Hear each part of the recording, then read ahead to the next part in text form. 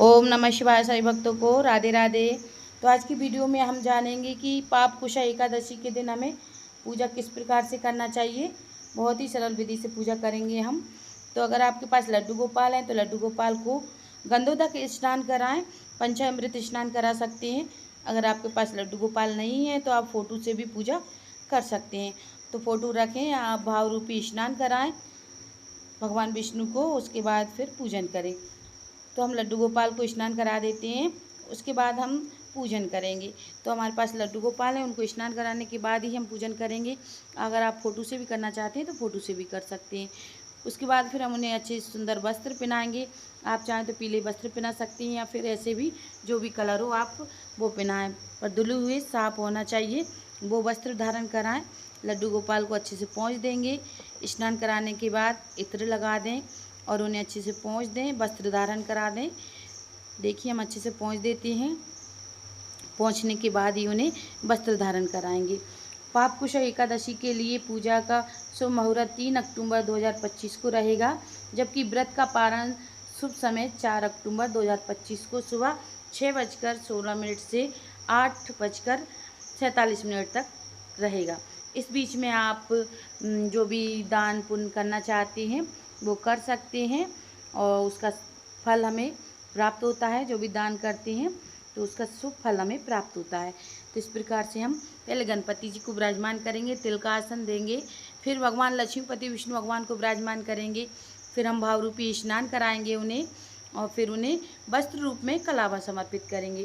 तो इस प्रकार से हमें पापकुशी एकादशी के दिन पूजन करना है भगवान लक्ष्मी विष्णु भगवान की और लड्डू गोपाल की। तो आपके पास जो भी हो लड्डू गोपाल हो या फ़ोटो से भी कर सकते हैं। तो उसके बाद तिलक कर देंगे हम, गणपति जी को पुष्प समर्पित करेंगे, लक्ष्मीपति विष्णु भगवान को पुष्प समर्पित करेंगे, लड्डू गोपाल को पुष्प समर्पित करेंगे, सभी को हम पुष्प समर्पित कर देंगे। फिर उसके बाद जो भी भोग है वो भोग लगाएंगे। पहले हम उससे दीपक लगाएंगे, दीपक को प्रज्वलित कर लेते हैं पहले और थोड़ा सा तिल का आसन देंगे। उसके बाद हम दीपक प्रज्वलित कर लेते हैं। तो देखिए हम इस प्रकार से दीपक को प्रज्वलित करेंगे और फिर हम जो भी भोग है वो भोग समर्पित करेंगे। आप केले का भोग लगाएं और भी अच्छा है, जो भी फल मिल जाएं आपको वो उन फलों का भोग लगाएं। 1 लोटा जल भर के रखें, तुलसी पत्ता ज़रूर से डालें। तुलसी पत्ता बिना हमारे ठाकुर जी भोग ग्रहण नहीं करते हैं, इस वजह से हम तुलसी पत्ता ज़रूर से डालें। भोग में भी हमें तुलसी पत्ता डालना है। फिर धूप दिखा देंगे और जो भी फल हैं वो फलों का भोग लगाएं। चीनी का लगा सकते हैं, बतासे का भोग लगा सकते हैं। इस प्रकार से हम लड्डू गोपाल को अलग से भोग रखेंगे और गणपति जी को अलग से भोग रखना है। हमें तुलसी पत्ता नहीं डालते हैं गणपति जी के भोग में, इसलिए हम अलग से भोग रखेंगे। तो इस प्रकार से हमें पूजन करना है। फिर हमें कथा पढ़ना है एकादशी की, तो थोड़ी सी तिल ले लेंगे हाथ में और तिल लेने के बाद हम फिर कथा पढ़ेंगे। आप चाहे पुस्तक से भी पढ़ सकती हैं या मोबाइल से भी पढ़ सकती हैं।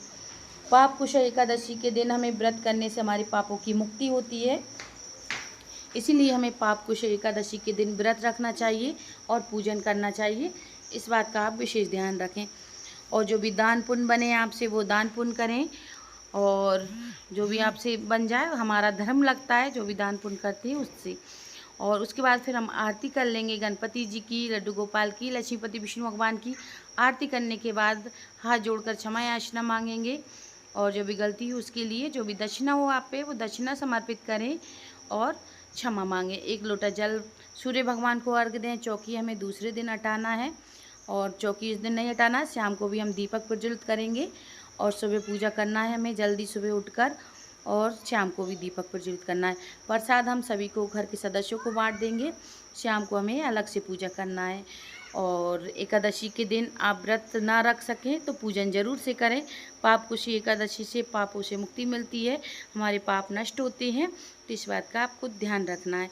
अगर आपको वीडियो ज़रा भी अच्छा लगा हो तो वीडियो को लाइक ज़रूर से करें और चैनल को सब्सक्राइब करना ना भूलें। कमेंट में हर हर महादेव जरूर से लिखें।